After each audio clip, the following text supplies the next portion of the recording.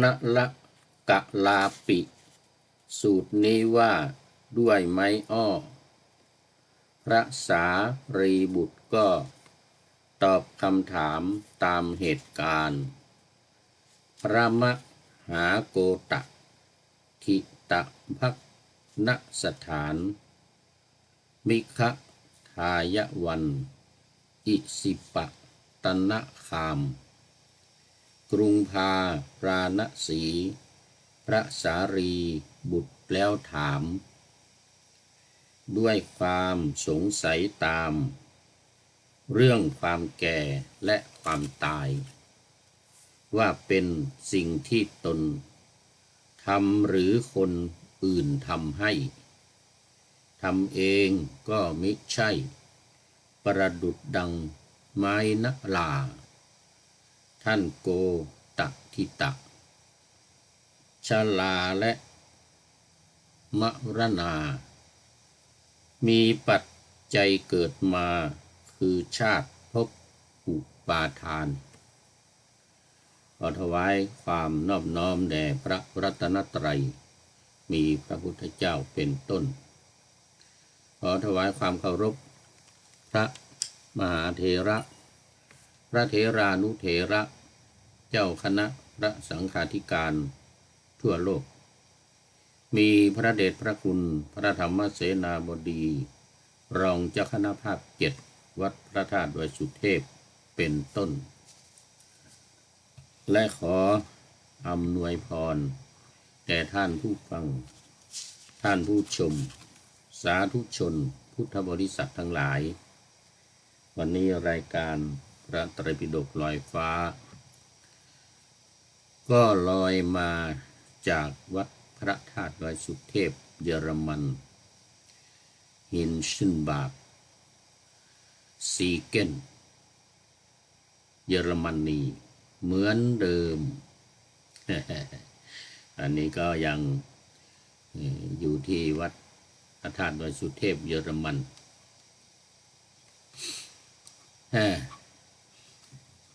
รายการ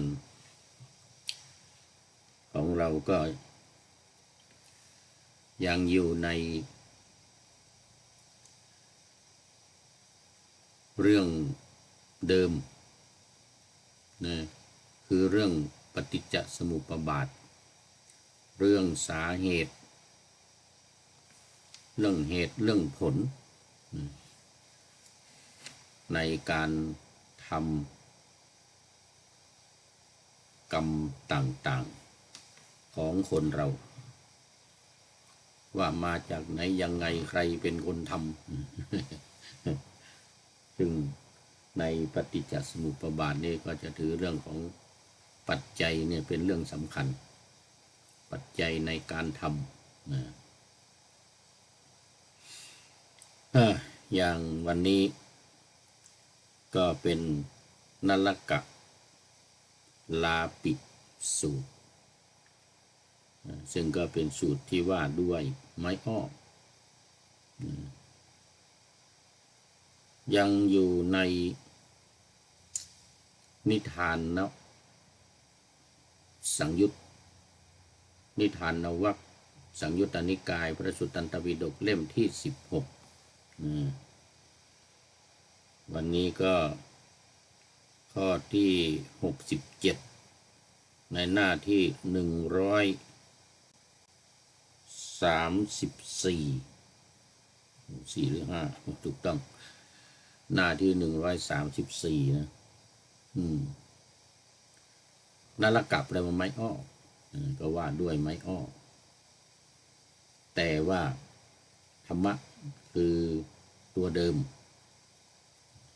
ในหลายๆสูตรที่ผ่านมาก็จะพูดถึงเรื่องของกระบวนการเกิดดับตามหลักปฏิจจสมุปบาทคือสิ่งที่เกิดขึ้นอาศัยกันไม่ใช่เกิดโดยบังเอิญไม่ใช่โดยโชคลาภหรือลาภลอยแต่ต้องมีเหตุมีปัจจัย มี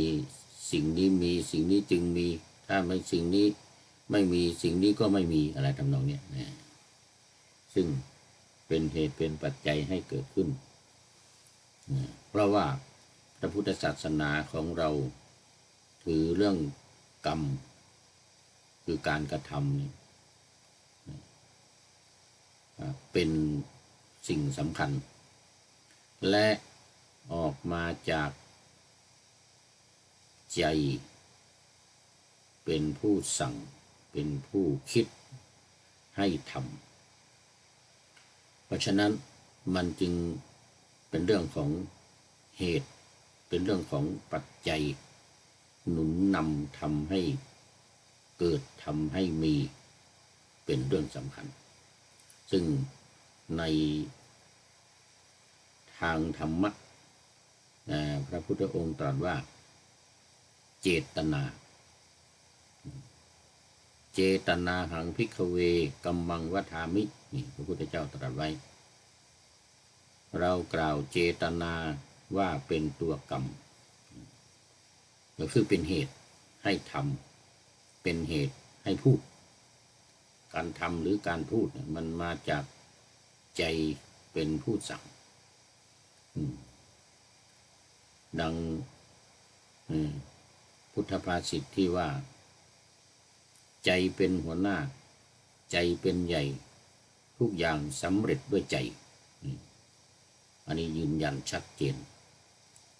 ที่พระพุทธองค์ตรัสไว้ในพระไตรปิฎกว่ามโนปุพังขมาธัมมามโนเศรษฐามโนมยามโนเศรษฐามโนมยามโนปุพังขมาธัมมาก็หมายถึงว่าใจเป็นหัวหน้าใจเป็นหัวหน้ามโนเศรษฐาใจเป็นใหญ่มโนมยาสำเร็จด้วยใจคือทุกสิ่งทุกอย่างเนี่ยก็สำเร็จด้วยใจทั้งนั้นถ้าใจไม่สั่งกายนี้ก็ไม่ทำอะไรปากนี่ก็ไม่พูดอะไรไม่พูดอะไรถ้าหากว่าใจไม่คิดไม่สั่งไม่บงการขึ้นมาอาจจะมีบ้างบางคนปากไวกว่าความคิดแต่มีนิดมีน้อยอาจจะพลุ่งพล่างไปไม่ค่อยคิดทำอะไร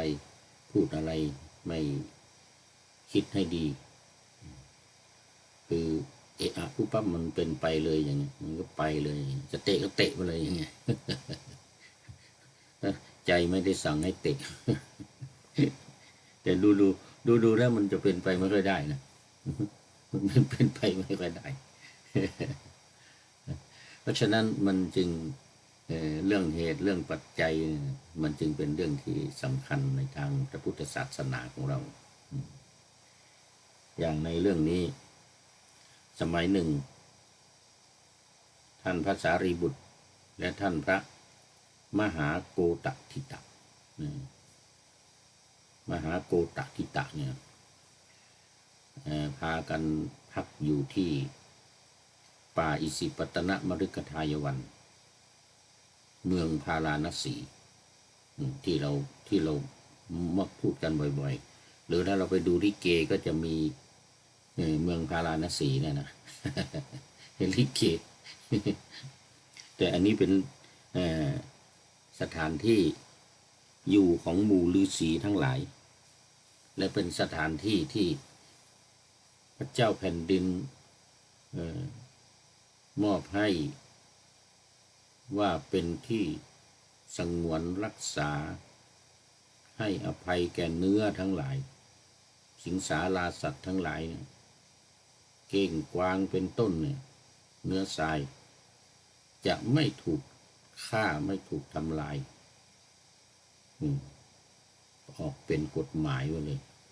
เป็นคำสั่งของเจ้าเมือง เป็นกฎหมาย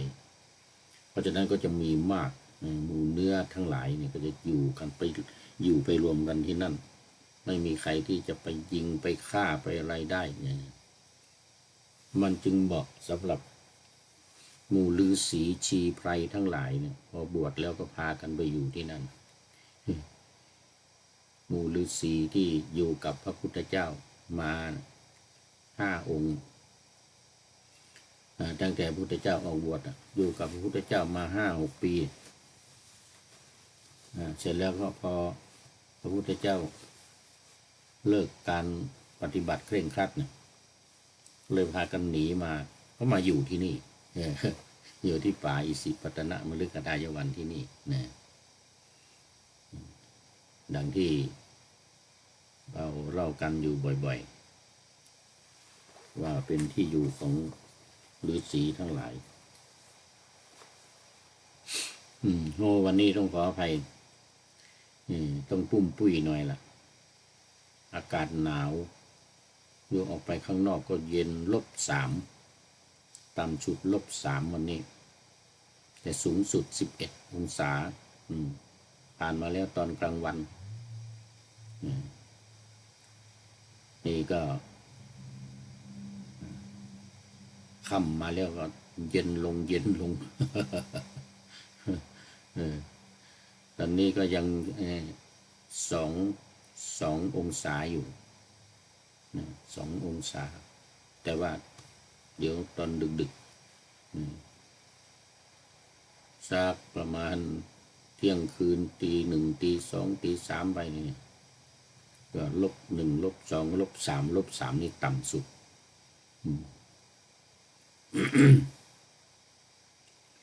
อันนี้ก็เลยเป็นที่มาของปุ้มปุ้ยแต่งตัวปุ้มปุ้ยหน่อยและเสียงก็อาจจะไม่ชัดเจนนะฟังอาจจะไม่ชัดเจนเพราะว่าตอนนี้มีเสลดมากพูดดังก็ไม่ค่อยได้เดี๋ยวจะไออีกพูดดังแล้วไอหัวเราะดังก็ไม่ได้ไอพอประมาณเล็กๆน้อยๆไม่ให้ง่วงไม่ให้เงายิ่งตอนนี้มันดึกแล้วในเมืองไทย FC ทั้งหลายก็เข้านอนกันหมดแล้วหลับปุ๋ยกันไปแล้วเที่ยงครึ่งแล้วนี่เที่ยงคืนครึ่งแล้ว37 นาทีแต่ที่นี่มันกำลัง1 ทุ่ม37 1 ทุ่ม 37 นาที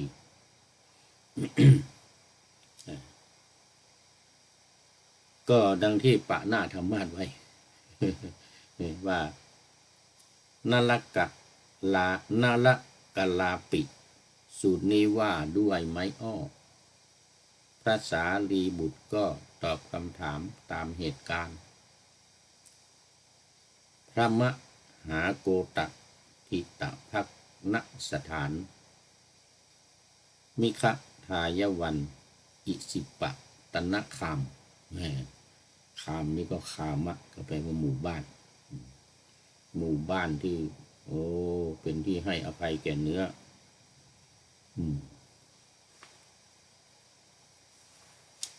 ท่านพระสารีบุตรกับท่านพระโกตทิตะพักอยู่ในป่าอิสิปตนมฤคทายวันตอนเย็นมาเหมือนกันนะตอนเย็นมาเนี่ยท่านพระมหาโกตทิตะนี่ก็ออกจากที่หลีกเร้นคือออกจากสมาบัติที่ทำสมาธิภาวนาตอนกลางวันนี่ก็จะพากันเข้าป่าไปนั่งทำสมาธิภาวนาตกเย็นมาก็ออกจากฌานสมาบัติออกจากที่เร้นที่หลีกเร้นมาก็เข้าไปหาท่านพระสารีบุตรพอ สนทนาปราศัยพอบันเทิงใจพอเป็นที่ระลึกถึงกัน กับท่านพระสารีบุตรแล้วนี่ก็นั่งที่สมควรท่านพระโกฏฐิตะได้ถามท่านพระสารีบุตรว่าท่านสารีบุตรชราและมรณะเป็นสิ่งที่คนกระทำเองเป็นสิ่งที่คนอื่นกระทำให้ เป็นสิ่งที่ตนกระทำเองด้วยและเป็นสิ่งที่คนอื่นทำให้ด้วยหรือว่าชราและมรณะเกิดขึ้นเพราะอาศัยเหตุที่ตนกระทำเองก็มิใช่และคนอื่นทำให้ก็มิใช่อย่างนั้นหรือนี่ถามท่านพระสารีบุตรท่านพระสารีบุตรก็ตอบว่าท่านโกฏฐิตาชราและมรณะเป็นสิ่งที่ตนกระทำเองก็มิใช่เป็นสิ่งที่คนอื่นทำก็มิใช่ทั้งชราและมรณะเกิดขึ้นเพราะอาศัยเหตุที่ตนกระทำเองก็มิใช่อีกและคนอื่นกระทำให้ก็มิใช่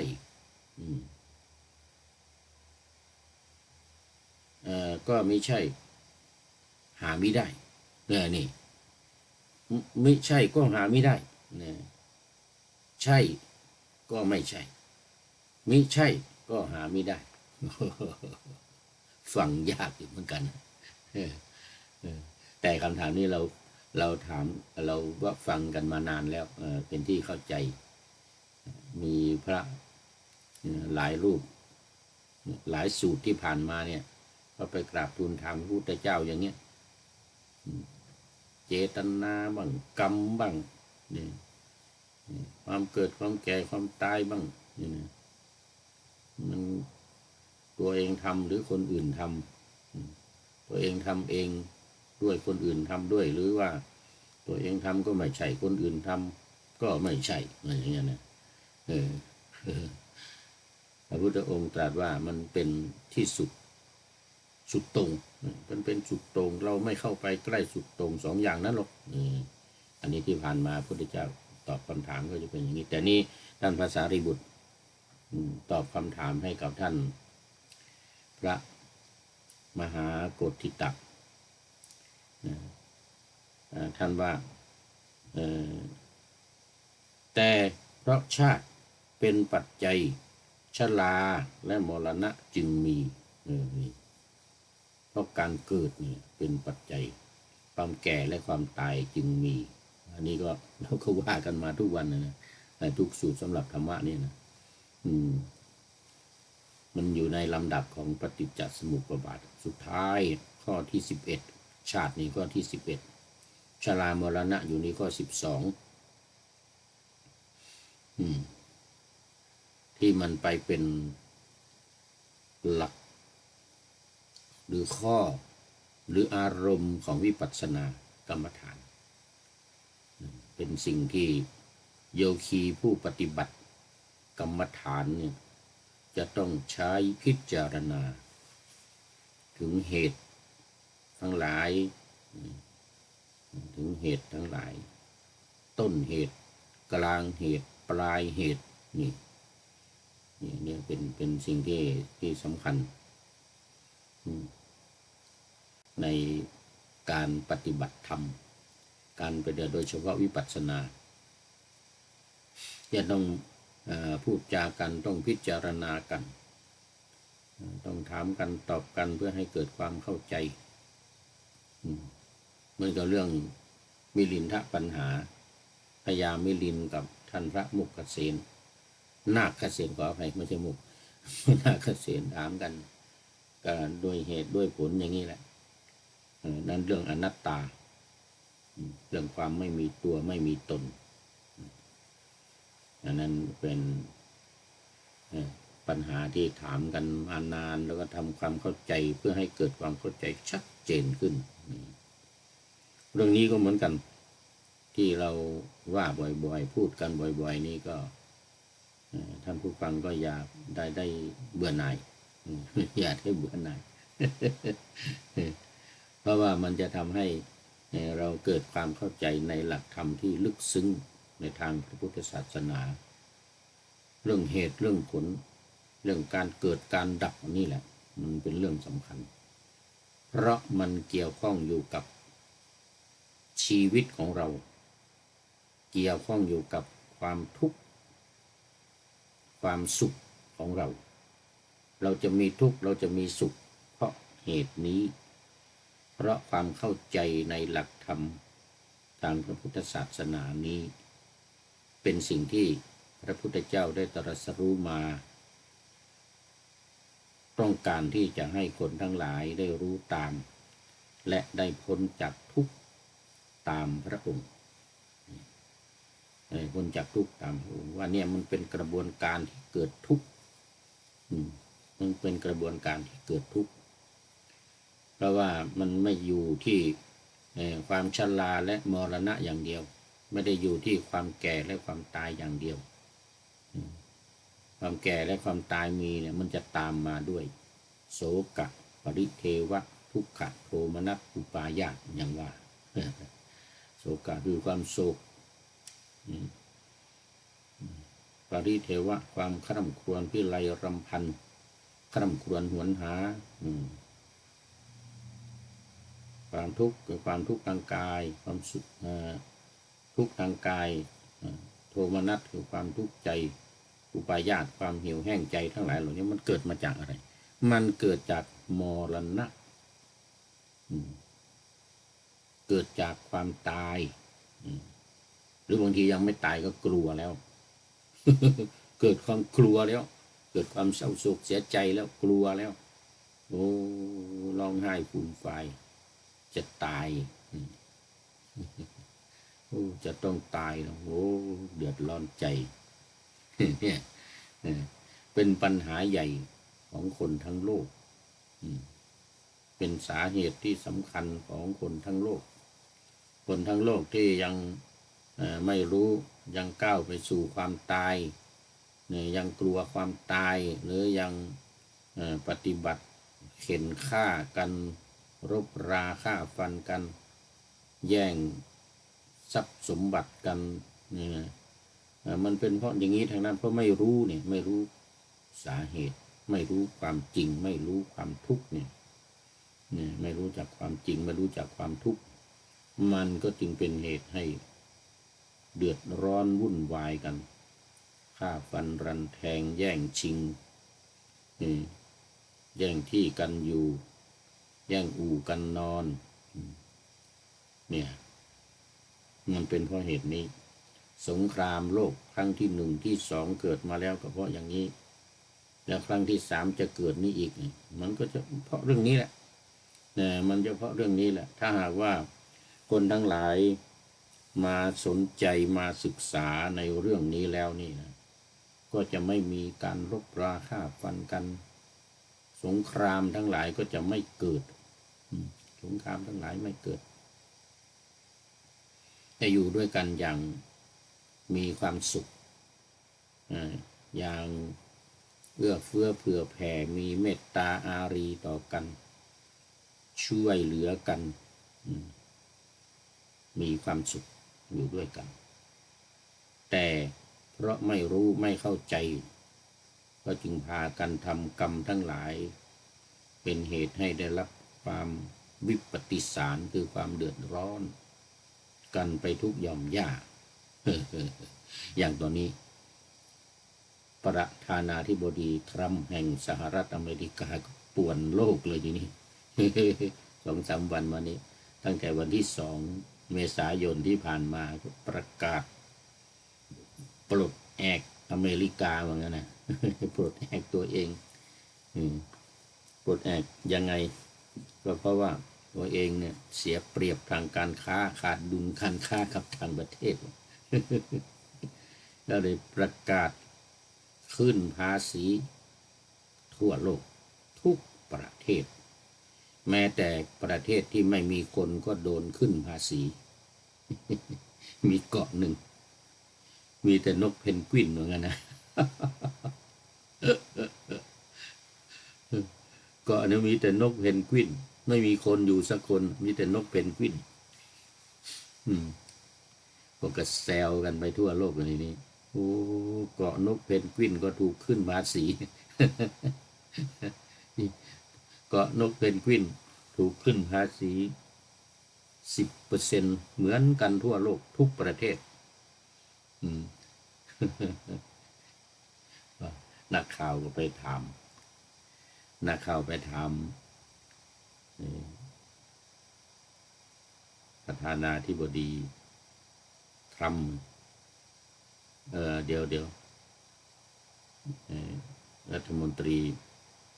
ต่างประเทศพิทแฮกเซตดูนะพิทแฮกเซตเราก็บอกว่ามันไอ้ที่เขาไปขึ้นภาษี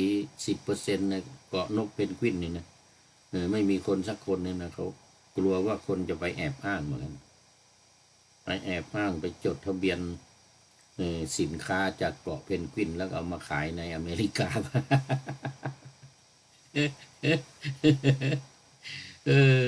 มีเหมือนกันมีเหมือนกันกลัวคนจะไปแอบอ้างกลัวคนจะไปแอบอ้างว่าจดทะเบียนเอาสิ่งของไปจดทะเบียนที่บนเกาะนั้นเหมือนกันแล้วเอามาขายในอเมริกาเลยป้องกันไว้ก่อนป้องกันไว้ก่อนในเกาะเพนกวินนี่ก็10%เหมือนกันมีแต่นกเพนกวินเนี่ยนะอย่างนี้ก็มีอันนั้นในเรื่องของสิ่งต่างๆเราเนี่ยที่กันทำกันอยู่ในโลกเนี่ยที่วุ่นวายกันอยู่เนี่ยมันเป็นเพราะไม่รู้นะมันเป็นเพราะอวิชชานี่แหละเรื่องมันไม่รู้ความทุกข์ไม่รู้ความทุกข์สิ่งที่จะเกิดขึ้นแก่ประชาชนพลเมืองพอประกาศปุ๊บวันที่2หุ้นตกระนาวเลยทีนี้โดยเฉพาะหุ้นสหรัฐหุ้นสหรัฐตกโอ้โหเป็นพันจุดคนหมดเงินกันเป็นเขาเรียกว่าเป็นไม่ใช่ล้านนะมันเป็นล้านเลยโอ้เสียเงินกันเป็นล้านเดือดร้อนกันหมดเลยหุ้นดาวโจนส์หุ้นหังเส็งหุ้นอะไรต่างๆนี่เกอีตกหมดยกเว้นหุ้นไทยที่ไม่ตกเพราะว่ามันยังไม่เปิดนะยังไม่เปิดขายเดี๋ยวถ้าเปิดวันนั้นมันเป็นวันหยุดนะมันเป็นวันหยุดวันธรรมดานี่ก็เอาตกเหมือนกันนะเนี่ยนะเพราะฉะนั้นก็ต้องรู้เหตุรู้ผลรู้จักทุกข์นี่รู้จักสิ่งที่ทำแล้วมันจะเกิดทุกข์ถ้าไม่ทำมันก็จะไม่เกิดทุกข์นี่เป็นสิ่งที่สำคัญที่ยังทำกันอยู่ทั่วโลกนี่นะทำกันอยู่ทุกประเทศนี่นะมันเป็นเพราะเหตุนี้นี่สาเหตุมันเป็นเพราะเหตุนี้ดังนั้นก็ทำยังไงมันก็ต้องให้คนทั้งหลายในโลกเนี่ยมาศึกษาธรรมะแล้วมาปฏิบัติธรรมศึกษาธรรมะของพระพุทธศาสนานี่ทุกแง่ทุกมุมทั้งหยาบทั้งละเอียดทั้งง่ายทั้งยากนี่นะโดยเฉพาะเรื่องของปฏิจจสมุปบาทเนี่ยที่เรากำลังพูดกันอยู่เนี่ยต้นเหตุมันจะต้องรู้ว่าอเมริกาก็ต้องรู้ใช่ว่าไอ้ที่ตัวเองขาดทุนดุลการค้าเนี่ยมันเพราะอะไรกับต่างประเทศนั่นมันเป็นเพราะอะไรมันเป็นเพราะตัวเองหรือเป็นเพราะคนอื่นเอาเปรียบนี่บางนักวิเคราะห์บางคนก็บอกว่าโอ้มันเป็นเพราะอเมริกาเองกินใช้เกินตัวเหมือนกันนะ อืมแล้วก็กู้หนี้กู้เงินมาใช้จ่ายโอ้เกินจนดอกเบี้ยมากกว่างบประมาณของทหารของกลาโหมนะแล้วต่อไปผลจะเป็นยังไงครับดอกเบี้ยมากมีหนี้มากมีหนี้มากก็ใช้ไม่ทันเนี่ยก็ต้องหาเงินมาแล้วก็เอาเงินไปใช้หนี้แล้วก็จะเอาเงินที่ไหนมากินมาใช้มาเป็นเงินเดือนของข้าราชการนะเป็นอย่างนั้นหาเงินมาก็ไปใช้หนี้หมดใช้หนี้หมดตายเลยทีนี้ก็เลยเป็นหนี้มากเนี่ยนี่คือสาเหตุของมันเพราะฉะนั้นทุกอย่างทุกสิ่งทุกอย่างมันมีเหตุทั้งนั้นนะมันมีเหตุมีผลมันมีเนี่ยมันเป็นเพราะมันมีเหตุพระพุทธองค์แสดงเรื่องทุกข์นี่ก็เพราะว่าทุกข์เนี่ยมันเป็นผลมันเกิดมาจากอะไรเนี่ยดังที่เราทราบกันว่ามันก็เกิดมาจากตัณหาคือความอยากความใคร่ความต้องการนี่แหละแต่พระพุทธเจ้าจะสาวไปอีกว่าตัณหามันเกิดเพราะอะไรมันเกิดเพราะเวทนาคือการเสวยความสุขความทุกข์ที่เกิดขึ้นความทุกข์ความสุขที่เกิดขึ้นความทุกข์ที่เกิดขึ้นสิ่งที่มันเป็นสุขก็อยากจะทำอยากจะได้นี่เป็นตัวตัณหาไม่รู้ว่าอย่างการเรื่องแย่งที่ดินกันเนี่ยในตะวันออกกลางระหว่างอิสราเอลกับคนในท้องถิ่นชาวปาเลสไตน์เลบานอนอียิปต์จอร์แดนซีเรียอิรักอิหร่านอะไรต่างๆอย่างนี้ที่ครอบครองอยู่ก็มาเข้ามาก็มาเรื่องที่ดินนี่แหละมาแย่งที่ดินกันเลยแย่งที่กันอยู่แย่งอู่กันนอนนี่แหละนี่เรื่องนี้แหละเล่นลบลาฆ่าฟันกันจะไล่คนนั้นคนนี้ออกตัวเองจะอยู่คนอื่นไม่ให้อยู่มีปัญหาวุ่นวายกันไปหมดนี่อันนี้ก็หลายอย่างหลายแง่หลายมุมมันเป็นเพราะเหตุนี้เองมันเป็นเพราะตัณหานี่เองเรื่องมันอันนั้นก็ต้องมาศึกษาในเรื่องของธรรมะรายการพระไตรปิฎกลอยฟ้าของเรานี่ก็พยายามในการที่จะอธิบายให้คนทั้งหลายเข้าใจโดยจะได้ไม่มาฆ่ากันแย่งชิงที่ดินแย่งคู่กันนอนแย่งคู่กันนอนให้เป็นไปตามธรรมเป็นไปตามเหตุตามปัจจัยเอานะท่านพระสารีบุตรเดี๋ยวมันดูจะตอบปัญหากันเดี๋ยวพูดมากกว่านะท่านสารีบุตรก็กล่าวว่าท่านโกติตานะชาติเป็นสิ่งที่ตนกระทำเองก็มิใช่เป็นสิ่งที่คนอื่นกระทำให้ก็มิใช่เป็นสิ่งที่ตนกระทำเองด้วยและชรามรณะเป็นสิ่งที่คนอื่นทำให้ก็ไม่ใช่ให้ตนเองทำไม่ใช่ตนเองทำก็ไม่ใช่ทั้งชาติ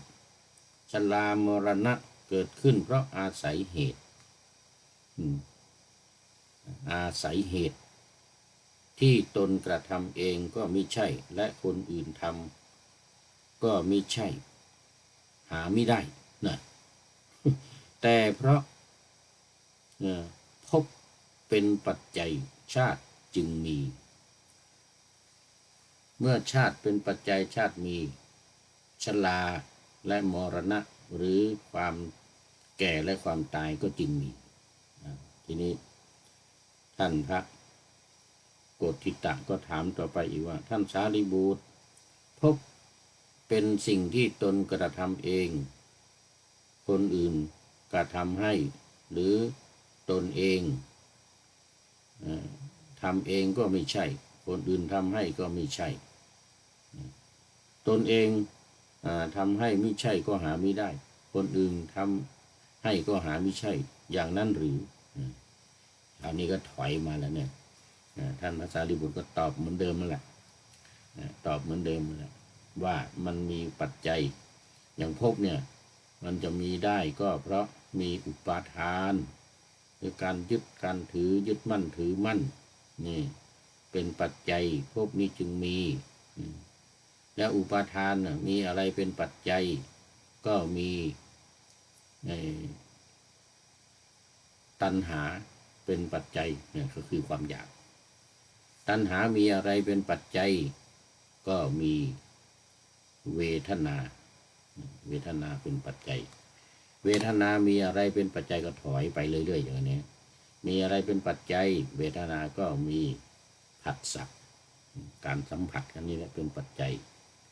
ผัสสะมีอะไรเป็นปัจจัยก็มีสลายตนะคืออายตนะภายในและอายตนะภายนอกมาถูกต้องกันตาหูจมูกลิ้นกายใจแล้วก็รูปเสียงกลิ่นรสโผฏฐัพพะและธรรมารมณ์มากระทบกันสองคู่นี่คู่ชกกันคู่ชกกัน คู่ชกกันตอนนี้ก็ขอต้อนรับคุณโยมสายสมรนมัสเตมันโอ้สาธุสาธุ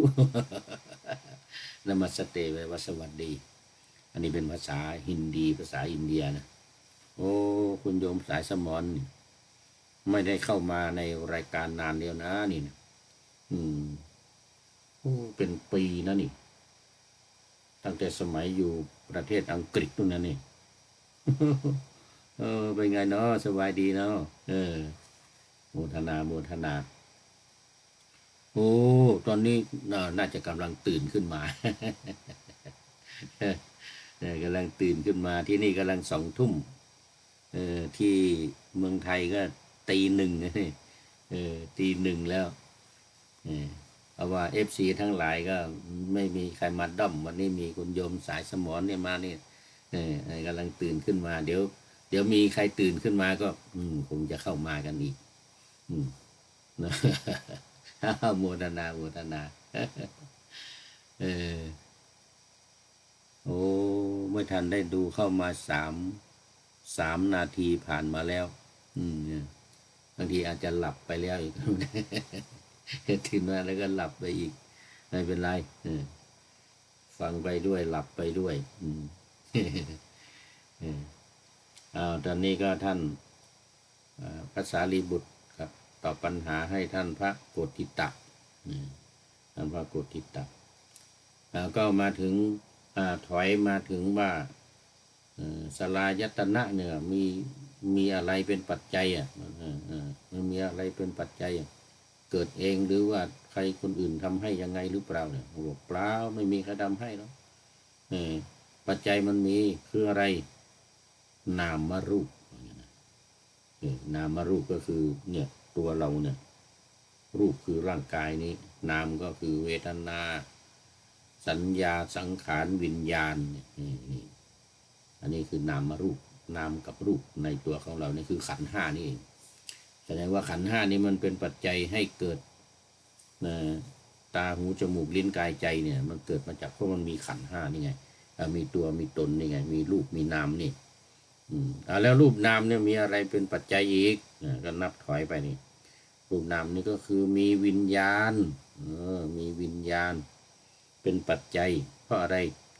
เพราะว่าวิญญาณมีเข้ามาปฏิสนธิวิญญาณเข้ามาปฏิสนธิในสังขารคือสังขารคือที่ปรุงตัวของเรานี่แล้วเนี่ยอย่างที่ได้กล่าวนะในที่เป็นกาลละอยู่ในมดลูกของมารดาเนี่ยอยู่ในครรภ์ของมารดาพอวิญญาณเข้ามาปฏิสนธิปุ๊บก็ร่างกายนี่ก็เจริญใหญ่โตขึ้นมา ถ้าไม่มีวิญญาณเข้าไปปฏิสนธิเนี่ยก็จะไม่ใหญ่โตจะแท้งออกมาเป็นลูกเขาเรียกว่าเป็นลูกอะไรอ่ะที่แท้งออกมานะลูกกอกเป็นลูกกอกตายออกมาเลยเพราะว่าไม่มีวิญญาณเข้าไปปฏิสนธิอันนั้นไอตัววิญญาณเนี่ยนะเข้าไปปฏิสนธิตัววิญญาณนี่จะมีได้เพราะอะไรเพราะว่าต้องมีสังขารเนี่ยถอยไปอีกแล้วมีสังขารนี่ก็คือการปรุงตัวของเราเนี่ยสังขารของเราเนี่ยการแต่ตัวของเรานี่แหละคือร่างกายเนี่ยเป็นก้อนกาละที่วิญญาณจะเข้ามาอยู่ได้เนี่ยเข้ามาปฏิสนธิในท้องของมารดาคราวนี้ไอ้สังขารนี่มาได้ยังไงมีอะไรเป็นปัจจัยตอบว่ามีอวิชชาคือความไม่รู้ของใครความไม่รู้ของคนทั้งหลายนี่แหละคนทั้งหลายคนทั้งหลายเนี่ยมีการสมสู่อยู่ด้วยกันแต่งงานกันก็ทำให้เกิดก้อนกาละขึ้นมาในท้องก็มีวิญญาณเข้ามาปฏิสนธิมีการสุทธิพอเป็นตัวเป็นตนอยู่ในท้องแล้วนี่ก็แตกปุ่มอย่างว่านะ5 ปุ่มเป็นหัวปุ่มแขน2 ข้างปุ่มหนึ่งก็เป็นขา2 ข้างแข่งลงไปเนี่ยนะปุ่มเป็นปั่มขึ้นมาแล้วได้เมื่อได้ถึง6 เดือนนี่นะ5 เดือน6 เดือนวันนี้ก็โตขึ้นอยู่ในท้อง9 เดือน10 เดือนก็คลอดออกมาแล้วก็แก่แล้วก็ตายมันเป็นอย่างนี้ชรากับมรณะเนี่ยความแก่ความตายเนี่ยมันเกิดมาเพราะอย่างนี้นี่ท่านพระสารีบุตรอธิบายให้กับท่านโกฏิตะฟังอธิบายให้ท่านโกฏิตะฟัง ทีนี้ท่านโกฏิตะเหมือนกันนะนามรูปเป็นสิ่งที่ตนกระทำเองก็ไม่ใช่เป็นสิ่งที่คนอื่นกระทำให้ก็ไม่ใช่คือทั้งหมดนั่นแหละทั้งภพชาติก่อนชาติถอยมาภพอุปาทานตัณหาเวทนาปัสสะสลายตนะนามรูปวิญญาณสังขารอวิชชานี่นะมีสังขารอวิชชาทั้งหมด11 อย่างเนี่ยมันมีต่อเนื่องกันไปจนถึงสุดท้ายเป็นชาติเกิดชาติก็คือการเกิดมาแล้วคลอดออกมาเกิดออกมาก็จึงมีข้อที่12ปฏิจจสมุปบาทเนี่ยชราและมรณะชราและมรณะคุณโยมสายสมรก็คงทราบดีชราและมรณะนี่ท่านพระมหาโกฏิตะถามท่านพระสารีบุตรเรื่องว่าชราและมรณะความเกิดเนี่ยมันเราทำเองหรือว่าคนอื่นทำให้นะท่านพระสารีบุตรก็ตอบตามที่พระพุทธเจ้าตอบมาแหละว่ามันมีปัจจัยมันจะเกิดขึ้นเองไม่ได้ถ้าเราทำเองก็ไม่ได้คนอื่นก็ทำให้ก็ไม่ได้นะก็จบนาลกะลาทิปินาลกะลาปิกะลาปะนี่แปลว่าฟ่อนหรือว่าแปลว่ามัดนะมัดของไม้อ้อแปลว่ามัดของไม้อ้อเห็นว่าท่านพระโกฏิตะก็ถามท่านพระสารีบุตรอีกว่าท่านสารีบุตรสุภาษิตตามที่ท่านกล่าวมานี้เป็นสิ่งที่น่าอัศจรรย์สิ่งที่ไม่เคยปรากฏผมชื่นชมคำสุภาษิตของท่านสารีบุตรจำนวน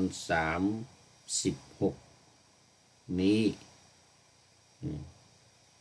ท่านสารีบุตรก็กล่าวว่าท่านผู้มีอายุโกฏิตะ ถ้าภิกษุแสดงธรรมเพื่อความเบื่อหน่ายเพื่อความคลายกำหนัดเพื่อดับชราและมรณะควรเรียกว่าภิกษุธรรมกถึกนี่นะถ้าภิกษุเป็นผู้ปฏิบัติเพื่อเบื่อหน่ายเพื่อคลายกำหนัดเพื่อดับชราและมรณะควรเรียกว่าภิกษุผู้ปฏิบัติธรรมสมควรแก่ธรรมถ้าภิกษุเป็นผู้ที่หลุดพ้นเพราะความเป็นผู้เบื่อหน่ายคลายกำหนัดดับเพราะไม่ถือมั่นชราและมรณะควรเรียกว่าภิกษุผู้บรรลุนิพพานในปัจจุบันถ้าภิกษุแสดงธรรมเพื่อความเบื่อหน่ายเพื่อคลายกำหนัดเพื่อดับชาติ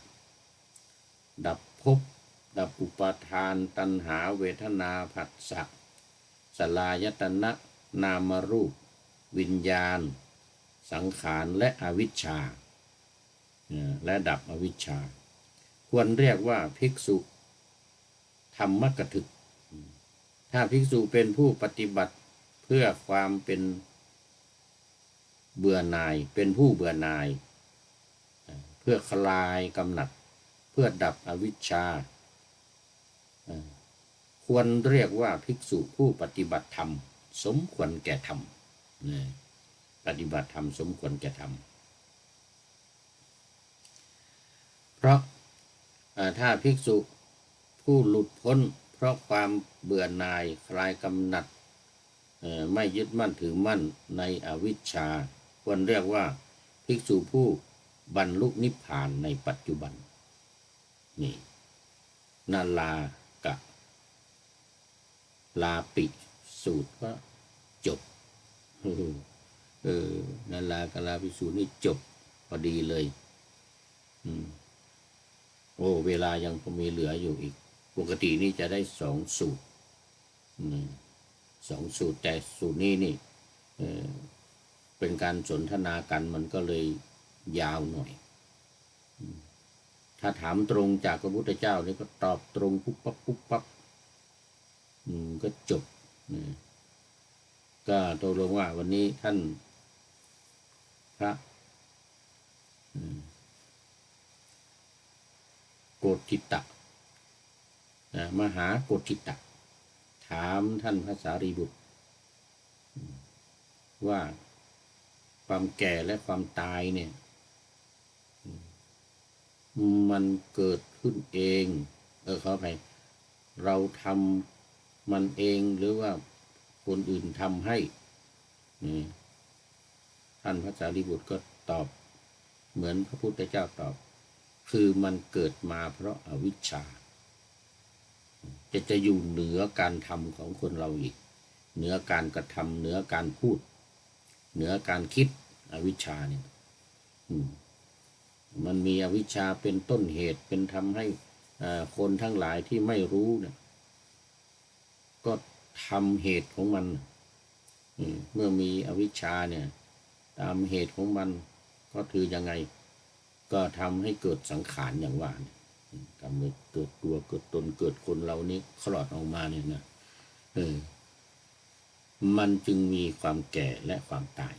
นี่ก็สรุปได้ง่ายๆเหมือนเดียวกันกับสูตรต่างๆที่ผ่านมาเปลี่ยนแต่ตัวละครตัวละครตัวนี้เป็นพระสารีบุตรกับท่านพระมหาโกฏิตะที่พักอยู่ในป่าอิสิปตนมฤคทายวันแขวงเมืองพาราณสีนู่นปัจจุบันนี้คือสารนาถตำบลสารนาถแขวงนี่เป็นกาสีนะแขวงนี่เท่ากับตำบลกาสีแล้วก็กรุงพาราณสีป่าอิสิปตนมฤคทายวันก็จบพอดีเลยเวลายังมีอยู่เอาตอนนี้ต้องดูอีกสูตรหนึ่งซึ่งมันจะเหมือนเดียวกันเนื้อหาธรรมะจะเหมือนเดียวกันจะต่างกันก็คือ ตัวละครว่าเป็นใครถามใครส่วนใหญ่จะเป็นภิกษุทั้งหลายถามพระพุทธเจ้าหรือพราหมณ์ถามพระพุทธเจ้าหรือปริพาชกนักบวชนอกศาสนาถามพระพุทธเจ้าเรามาดูว่าโกสัมภิสูตรสูตรที่ว่าด้วยการสนทนาธรรมณกรุงโกสัมพีอันนี้ก็จะต่างเมืองออกมาอนนท์พาราณสีอันนี้โกสัมพีแต่ว่าเนื้อหาสาระของธรรมะนั้นจะเหมือนเดียวกันสมัยหนึ่งท่านพระมุสิละเนี่ยเห็นไหมอีกหนึ่งรูปละมุสิละท่านพระปวิทธะท่านพระนารทะและท่านพระอานนท์พักอยู่ณโคสิตารามเขตกรุงโกสัมพีโอ้นี่หลายรูปเนี่ยหนึ่งมุสิละสองปวิทธะสามพระนารทะสี่พระอานนท์พระอานนท์นี่เรารู้จักดีเป็นพุทธอุปถากของพระพุทธเจ้าส่วนพระมุสิละเนี่ยปวิทธะกับนารทะนี่เป็นตัวละครใหม่ เป็นตัวละครใหม่นะ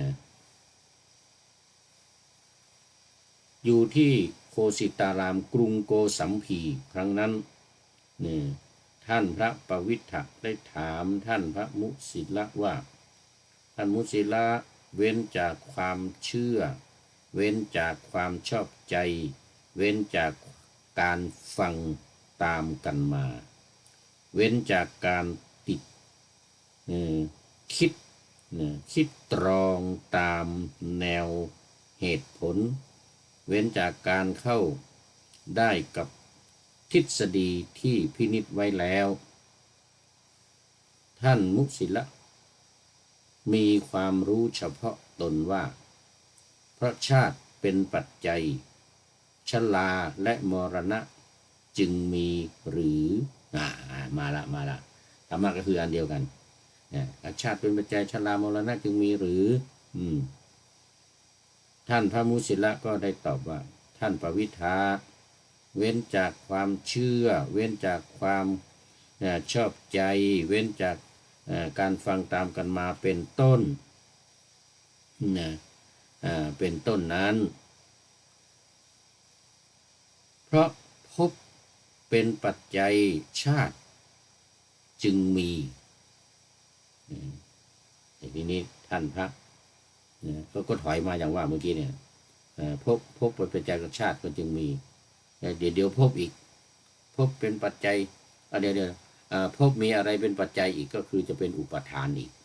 จะเป็นอุปาทานอีกท่านพระนารทะเอาบ้างถามอันต่อถามมันถอยมาถามมันสลับกันเนี่ยสลับกันถอยมาแล้วก็พระอานนท์เอาอีกถามถอยมาก็ลำดับมาแล้วเมื่อกี้ถึงภพแล้วก็มาถึงอุปาทานจะมีอะไรท่านนารทะก็เป็นผู้ถามก็สลับกันตอบท่านพระอานนท์ก็ตอบว่าชราเดี๋ยวกันตัณหาเนี่ยมันก็มาจากเวทนามาจากเวทนาท่านมุสิละถามอีกว่าแล้วเวทนาเนี่ยมันมีอะไรเป็นปัจจัยมันจึงเกิดมาก็ท่านถอยไปแล้วไปหาท่านมุสิละอีกมุสิละก็ตอบว่าเวทนาเนี่ยมันก็มีผัสสะที่เป็นปัจจัยท่านปวิทธะถามอีกแล้วผัสสะมีอะไรเป็นปัจจัยผัสสะก็มีสลายตนะเป็นปัจจัยคืออายตนะภายในภายนอกตาหูจมูกลิ้นกายใจแล้วก็รูปเสียงกลิ่นรสโผฏฐัพพะนี่มาจึงมีสัมผัสกันถ้าไม่มีหูไม่มีตาไม่มีรูปไม่มีเสียงอะไรมันจะไม่มีอะไรมาสัมผัสกันเหมือนกันนะ อันนี้สลายตนะท่านอานนท์อานนท์ถามอีกว่าสลายตนะเนี่ยมันมีอะไรนั้นมันมาจากอะไรเว้นความเชื่อนะเว้นความเชื่อเว้นความชอบใจเว้นการฟังตามกันมานี่นะให้เอาตามเหตุตามผล ให้ตามเหตุตามผลก็มาจากนามรูปนามรูป มีอะไรเป็นปัจจัยอีกท่านปวิทะถามอีกนะท่านปวิทะก็บอกว่าเว้นจากความเชื่อเว้นจากความชอบใจ เว้นจากการฟังตามกันมาแล้วเนี่ยมันก็มีวิญญาณ วิญญาณเหมือนในปฏิจจสมุปบาทท่านอานนท์ก็ถามอีกแล้ววิญญาณมีอะไรก็สังขารไปท่าน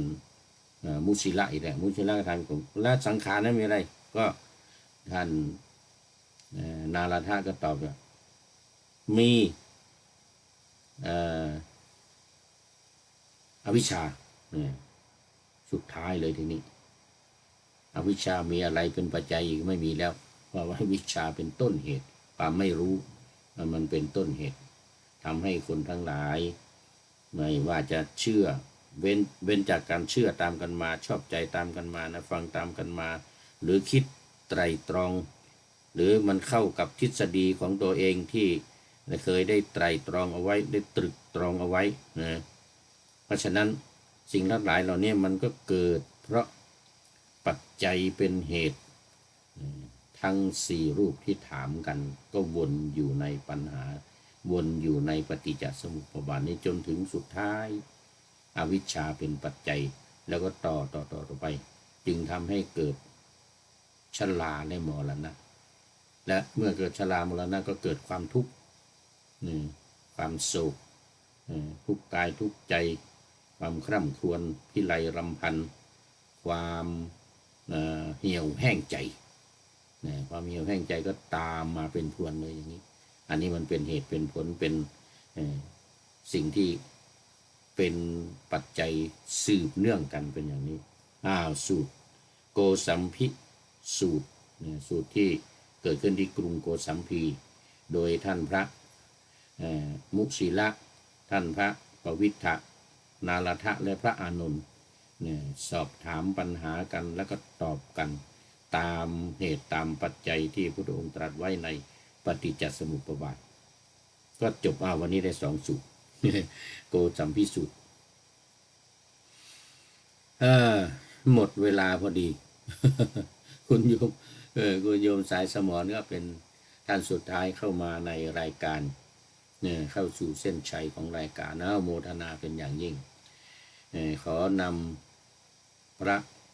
ไตรปิฎกลอยฟ้าไปจากผู้ฟังทั้งหลายในโลกล่าวันต่อไปจะได้จรย้อนกลับมาสู่สถานีใหม่ให้ท่านฟังอย่าลืมเปิดวิทยุหรือเครื่องรับโทรศัพท์โมบายคอมพิวเตอร์ผัง YouTube เฟซเพจไลน์ให้ดังเพื่อชมฟังรายการวันต่อไปขอทุกท่านมีความสุขทุกคืนวันนำธรรมะประกอบการงานทั้งหลายเช่นมีความขยันทางวาจากายใจขวัญขวายกิจการงานนาบำเพ็ญสาธารณประโยชน์เว้นสิ่งที่มีโทษโหดเยี่ยงสาประกอบแต่กรรมดีมีราคาแสวงหาเงินทองครองใจคนบำเพ็ญสาธารณประโยชน์เว้นสิ่งที่มีโทษโหดเยี่ยงสาประกอบแต่กรรมดีมีราคาแสวงหาเงินทองครองใจคน